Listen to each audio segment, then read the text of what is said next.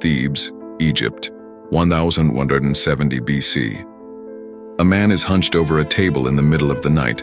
Oil lamp, papyrus, ink. His name is Amenhotep. He is a scribe, one of perhaps 3,000 people in all of Egypt who can read and write. The state gave him that position. The state trusts him completely. Tonight he is betraying that trust. He is writing a grain transfer that never happened, a deposit that exists in no warehouse, a number manufactured from nothing. His hand is steady. He has done this before. A few kilometers away, outside the temple of Medinet Habu, 40 workers are sitting on the ground in the dark, tools beside them, arms crossed. They have been waiting for 3 days. Their grain payment has not arrived. They are not violent. They are not shouting. They are simply refusing to move until someone brings them what they were promised. It is the first recorded labor strike in human history, and it is happening because a number somewhere in the system is wrong. 2 men, 1 night, 1 city, 1 broken ledger. Here is what makes this moment so strange. For more than 2,000 years before that night, Egypt ran the most stable economy the ancient world had ever seen. No coins, no gold changing hands, no silver in anyone's pocket, 0 hyperinflation, 0 banking collapse, 0 of the crises that destroyed every empire around it. The entire system ran on grain. And what the pharaohs built around that grain was the world's first central bank, with branches across the country, a receipt system that worked as paper money, and inflation controls that modern economists only managed to describe in the 20th century. It held for 2,000 years, until one scribe changed 1 number. By the end of this episode, you will understand exactly how the system worked, who controlled it, and why the same vulnerability that broke ancient Egypt's financial architecture is operating inside the most advanced financial platforms of 2026. The excavation starts now. The sun is not yet up over the Nile when Merer's crew begins loading the boats. 200 men, limestone blocks pulled from the quarry at Tura the day before, still dusty from the cut. The destination is Giza, the construction site that will become the Great Pyramid. The job is to get the stone there on time, every time, without fail. Merer is the man responsible for all of it. The logistics, the schedule, the men, and above everything else, the food. 200 men need to eat, every day, on boats on riverbanks at campsites along the Nile. And in Egypt in 2450 BC, feeding 200 men means one thing: grain. Specifically, it means knowing exactly which state warehouse will release rations on which date, in which quantity. Merer carries no coins, no gold, no silver pouch hidden inside his cloak. He carries a document. That document, a papyrus authorization issued by the royal administration, tells every granary along the route exactly what his crew is owed. When Merer arrives at a warehouse, the official opens the central ledger, finds the entry, confirms the numbers match, and releases the grain. The crew eats, the boats keep moving, the pyramid keeps rising. We know this because Merer wrote it all down. In 2013, archaeologist Pierre Tallet discovered Merer's work diary on the shore of the Red Sea at a site called Wadi al-Jarf. The document, now held at the Egyptian Museum in Cairo, is the oldest papyrus ever found, 4,600 years old, and it records, day by day, the financial operation of one crew inside the largest construction project the ancient world had ever attempted.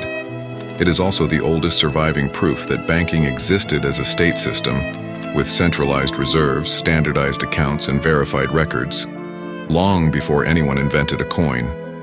Here is how the system actually worked, from the ground up. Every year, the Nile flooded.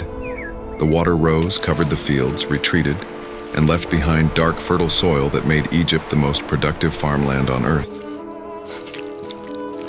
When the harvest came in, farmers carried their grain to the nearest state granary. At the granary, a scribe weighed the deposit, recorded the farmer's name, the quantity, and the date, and handed the farmer a receipt. That receipt was money. The farmer could use it to pay taxes, buy goods from a merchant, settle a debt, pay a laborer, Whoever received that receipt could do the same.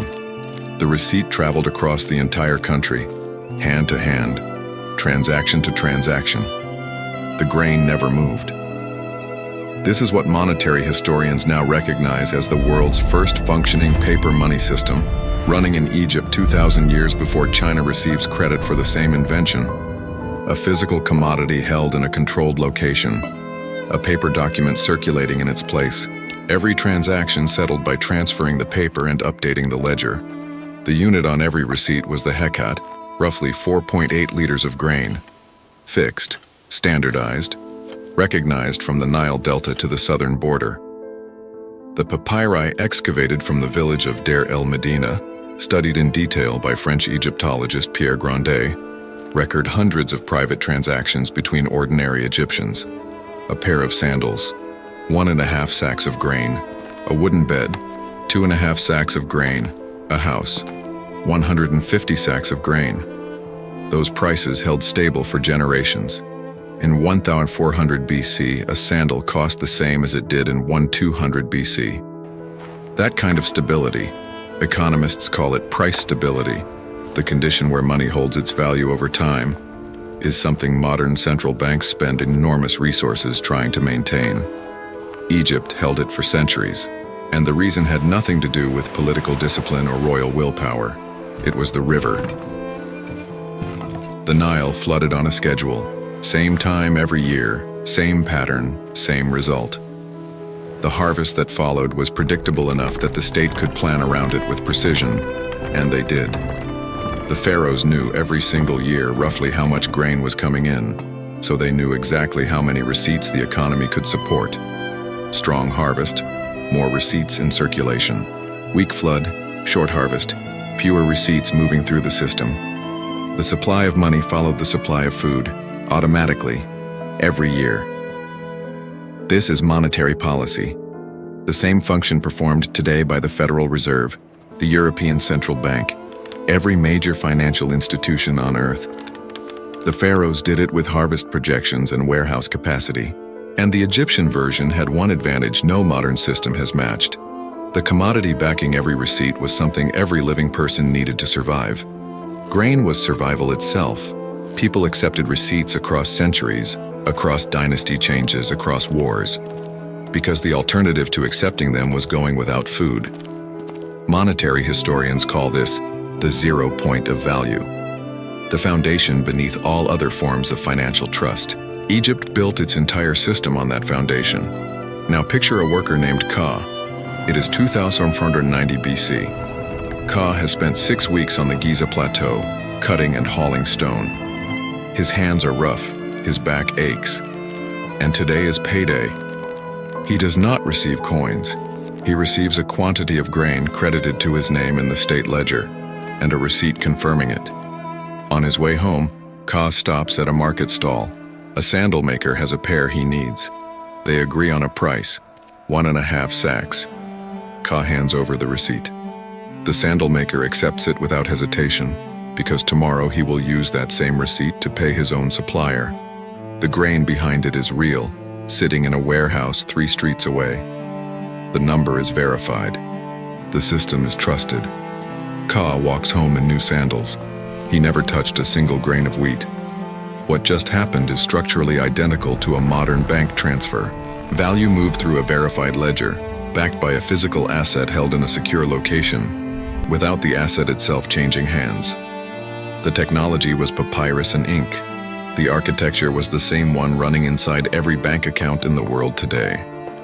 The system that made Ka's transaction possible had one feature that kept it honest for 2,000 years. Every receipt could be checked. Any official at any granary could open the central ledger and verify whether a receipt was genuine. The numbers either matched or they did not. A scribe who produced a false receipt risked everything: his position, his income, his standing in a society where literacy was the rarest and most valuable skill a person could possess. That accountability was the lock on the system. But the lock had a blind spot. It could verify what was written. It could not verify who was watching when the writing happened. And by the reign of Ramesses III, one institution had spent 2 centuries learning exactly how to use that gap. The priesthood of Amun had built their own granaries, their own scribes, their own ledgers, using the same receipts, the same units, the same language as the official state system, but answering to no royal treasurer. By 1170 BC, 1 in every 3 acres of farmable land in Egypt belonged to them, tax-free. The most powerful financial institution in the ancient world was a temple, and Ramesses III was about to discover what that meant for his treasury, in the worst possible way. It did not begin with a conspiracy. It began with a gift. The year is 1180 BC. Ramesses III has just crushed the third invasion of his reign, the Sea Peoples, a coalition of displaced civilizations sweeping down the eastern Mediterranean, destroying everything in their path. The Hittite Empire, gone. Mycenae, gone.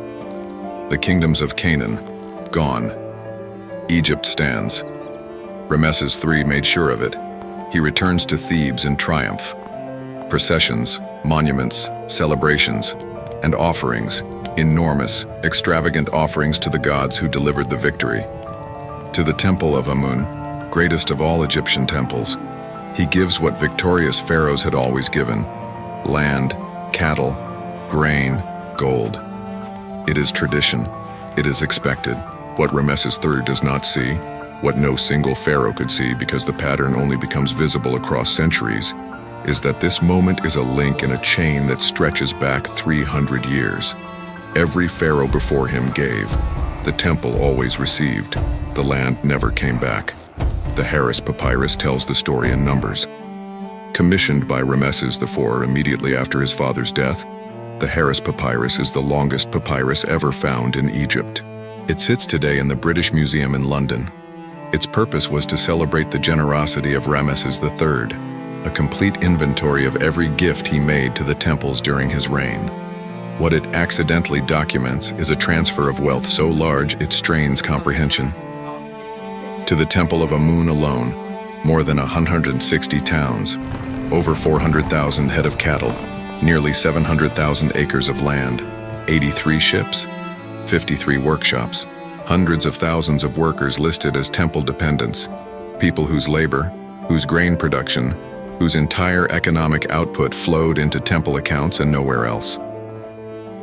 By the final year of Ramesses III's reign, the priesthood of Amun controlled roughly a third of all farmable land in Egypt. Their granaries held more grain than most kingdoms in the ancient world held in their entire treasuries. They had become a state inside the state, and they ran it with the same tools, the same receipts, the same financial language as the official government, because they had learned that system from the inside, across generations, one appointment at a time. To understand what this looked like from inside the temple, we need to look at the year 1160 BC through the eyes of the high priest of Amun, a man named Amenhotep. A different Amenhotep, a more powerful one. Amenhotep the high priest controls more land than any private individual in Egyptian history. He commands a bureaucracy of scribes, overseers, tax collectors, and administrators that rivals the royal government in size and exceeds it in coordination. Every week, grain flows into temple warehouses from hundreds of estates across the country, and every week temple scribes issue receipts for that grain. Those receipts look identical to state receipts. Same papyrus, same ink, same units, same format. A merchant in Memphis receiving a temple receipt and a state receipt on the same day would see no difference between them. But they are profoundly different instruments. State receipts circulate through a system accountable to the vizier, audited by royal officials ultimately answerable to the pharaoh. Temple receipts circulate through a parallel network, accepted everywhere, trusted by everyone, backed by real grain, but flowing into accounts that the royal treasury cannot touch, cannot audit, and cannot redirect. This is what a parallel economy looks like in practice. Two systems running simultaneously, using identical currency, serving entirely different masters. The priests changed with every generation. The strategy never did. Each high priest inherited not just a religious role, but a financial method, a precise understanding of how to position the temple at every choke point in the grain network, how to accumulate land without triggering royal alarm, how to grow the parallel system while keeping it invisible inside the official one. Historians call this intergenerational wealth defense. The Amun priesthood practiced it for 3 centuries before anyone in the royal court fully understood what had been built. Ramesses III understood it too late. By 1155 BC, his military victories meant nothing to his treasury. The grain flowing through the official state network was insufficient to pay his army on schedule, fund his construction projects, and maintain the administration of a kingdom his size. The reserves that should have been there were not. He knew where they were. He simply had no mechanism to recover them. What happened next is recorded in the judicial papyrus of Turin, held today at the Egyptian Museum in Turin, Italy. It documents a series of trials at the royal court, investigating a conspiracy that reached directly into the pharaoh's inner circle. The people accused were not foreign agents. They were treasury officials, court administrators, people who moved through the financial system of the kingdom every day and understood with precision where the pressure points were. The conspiracy aimed directly at the throne. For 3,000 years, historians debated the outcome. In 2012, a team of researchers published CT scan results from Ramesses III's mummy. The scans revealed a deep cut across the throat, a wound inflicted with a sharp blade, severe enough to sever the windpipe. The pharaoh who defeated 3 invasions, who held Egypt together while every civilization around it collapsed, who built Medinet Habu and filled it with records of his victories, ended his reign with an empty treasury, a fractured grain network, and 1/3 of his kingdom's wealth sitting in warehouses that answered to a high priest. He never lost a battle. He lost something quieter, something that had been moving against him for 200 years before he sat on the throne. Something that required no army, no invasion, no open confrontation, just patience and control of the ledger. Within a generation of Ramesses III, the balance tipped completely. By 180 BC, the high priest of Amun, Herihor, began writing his own name inside a royal cartouche, the oval symbol that Egyptian tradition reserved exclusively for pharaohs. He issued no declaration. He fought no war. He simply started signing documents the way kings signed documents. The grain network he controlled was larger than the one the state controlled. The receipts his scribes issued were trusted everywhere in Egypt. The warehouses his administrators ran fed more people than the royal granaries did. The state did not fall. It became a secondary institution inside a country its own financial architecture had built, and then lost. Now look at what is being built right now. Across the world in 2026, a new financial system is taking shape. The name changes depending on who is describing it. Tokenization of real assets, on-chain finance, digital securities. But the structure is immediately recognizable. You take a physical asset, a building, a piece of farmland, a commodity in a warehouse. You create a digital token representing ownership of that asset. The token moves instantly across the globe. The asset stays where it is. The grain stays in the warehouse. The receipt moves. Egypt ran this system in 2500 BC with papyrus and ink. The 21st century runs it with blockchain and code. The architecture is identical. A physical asset in a controlled location, a document circulating in its place, value moving through a ledger without the underlying commodity changing hands. It works. As long as one condition holds, the asset behind the token actually exists, and the count is accurate. In 2024, regulators across the United States began examining several tokenization platforms for a specific problem: physical assets that were real, but had been used to back more digital tokens than the assets could support. The same warehouse, counted twice. The same collateral, promised to multiple buyers at the same time. The blockchain recorded every transaction without error. The ledger was perfectly maintained. Every entry was accurate. The problem was not in the ledger. It was upstream from the ledger, in the warehouse, with the person holding the clipboard, deciding what number to write down. Amenhotep, the scribe from our opening, hunched over his table in the middle of the night in 1170 BC, would have understood the mechanism instantly. The recording technology has never been the vulnerability. Clay tablets, papyrus ledgers, paper certificates, digital blockchains. Every generation produces a more sophisticated system for recording ownership.